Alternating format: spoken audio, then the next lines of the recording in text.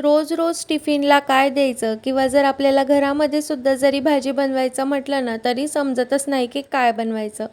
आज हे जर बनवलं ना तर उद्या किंवा 2-3 दिवसांनी जर तोच पदार्थ बनवला तर घरामध्ये सगळे म्हणतात की काय तेच तेच तेच तेच जेवण बनवत असते, काहीतरी छान असं वेगळं बनवत जा किंवा तीच भाजी केली तर वेगळ्या पद्धतीने तरी बनवत जा, असं सगळ्यांच्याच घरामध्ये म्हणतात.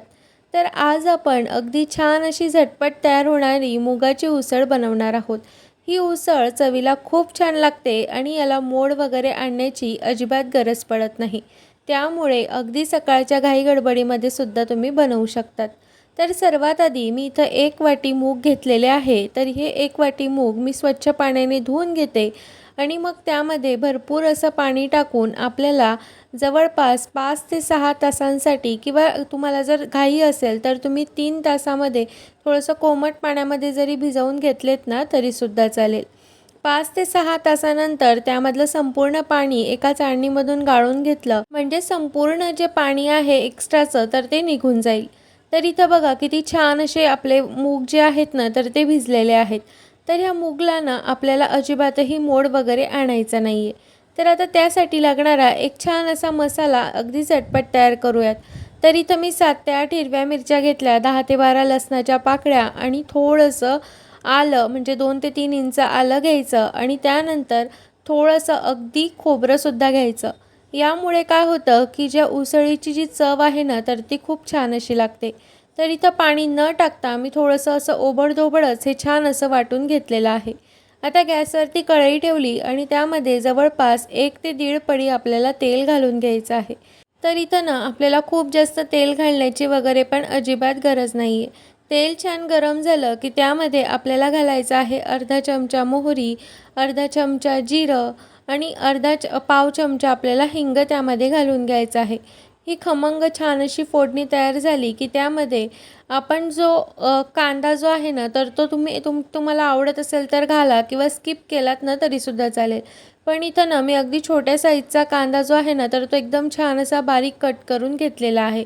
त्यानंतर कांदा आपल्याला खूप जास्त वेळ काही परतवायचा नाही आहे. फक्त एक थोडासा ट्रान्सपरंट होण्यावरती आला की त्यानंतर आपल्याला लगेचच त्यामध्ये जो आपण वाटण तयार करून घेतलेलं होतं ना पाणी न टाकता, तर ते त्यामध्ये आपल्याला टाकून घ्यायचं आहे. तर आता इथं बघा आपला कांदा जो आहे ना तर तो छान असा परतत आलेला आहे. म्हणजे खूप जास्त असा गोल्डन ब्राऊन वगैरे अजिबात झालेला नाही. फक्त थोडासा ट्रान्सपरंट झाला की त्यामध्ये जे आपण वाटण तयार करून घेतलेलं होतं तर ते संपूर्ण वाटण आपण यामध्ये टाकून घेऊयात. जर तुम्हाला हे लहान मुलांना द्यायचं असेल ना तर फक्त आलं, लसूण आणि खोबऱ्याची पेस्ट करा आणि जर लहान मुलं खात असतील तर एखादी मिरची टाकली किंवा ती स्किप केली तरीसुद्धा चालेल.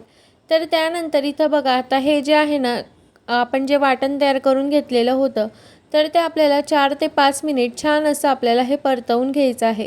सतत मिक्स करायचं, नाहीतर मग खोबरं आपण त्यामध्ये घातलेलं आहे ना तर त्यामुळे ते मसाला जो आहे ना तर तो थोडासा असा खाली लागण्याची शक्यता असते. तरी ते 4 ते 5 मिनिटानंतर मसाला छान असा हा परतला गेला की त्यानंतर आपण जे मूग छान असे भिजवून घेतलेले होते ना तर ते त्यामध्ये संपूर्ण आपल्याला टाकून घ्यायचे आहेत. तर सर्वात आधी आपल्याला मूग टाकून घ्यायचे आणि ते मूग टाकल्यानंतर आपल्याला ते छान असे व्यवस्थित त्या मसाल्यामध्ये परतवून घ्यायचे. पण त्याआधी मी त्यामध्ये ना पाव चमचा हळद, त्यानंतर त्यामध्ये टाकायचा आहे आपल्याला अगदी 1 चमचा, छोटा चमचा जो असतो ना तर 1 चमचा धना पावडर मी ते टाकून घेतलेले आहे आणि आता हे व्यवस्थित आपल्याला छान असं परतवून घ्यायचं आहे. म्हणजे सुरुवातीला ना एकदम छान असं यामध्ये परतवून घ्यायचं आणि त्यानंतर मग आपल्याला मूग शिजण्यासाठी पाणी जे आहे ना तर ते घालायचं आहे. तर आता इथे बघा मी किती व्यवस्थित छान असं हे मसाल्यामध्ये संपूर्ण परतवून घेते ना, अगदी सेम प्रोसेसने तुम्हाला सुद्धा करून घ्यायचं आहे. तर आता कांदा आणि जो मसाला होता आपण तयार करून घेतलेला तर तो मूगला छान असा कोट झाला. थोडंसं 1 ते 2 मिनिट परतवून घेतलं आणि त्यामध्ये आता मी जवळपास अर्धा ग्लास एवढं पाणी टाकून घेतलेलं आहे. आता त्यामध्ये आपण टाकणार आहोत चवीनुसार मीठ.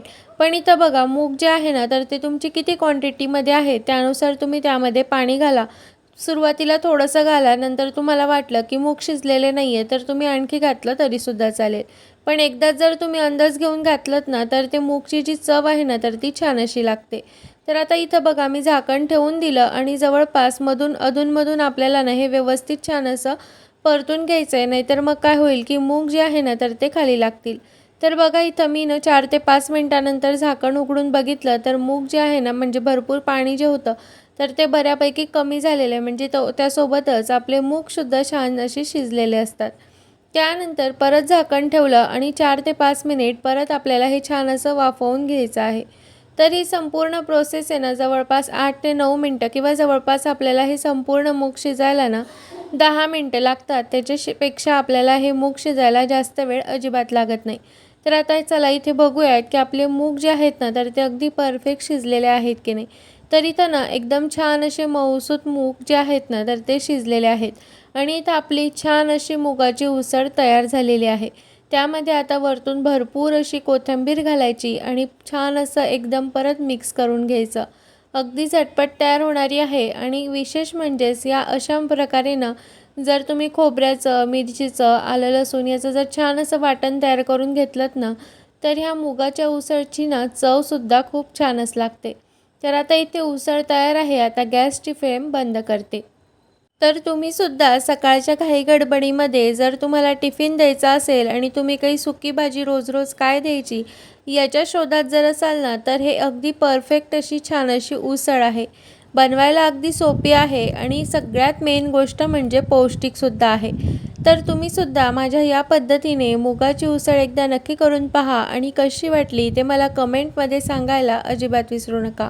आणि व्हिडिओ आवडला असेल तर लाईक करा, शेअर करा आणि चॅनलवर नवीन असाल तर सबस्क्राईब करा. तर भेटूया पुन्हा अशाच एका छान अशा नवीन व्हिडिओमध्ये. तोपर्यंत बाय.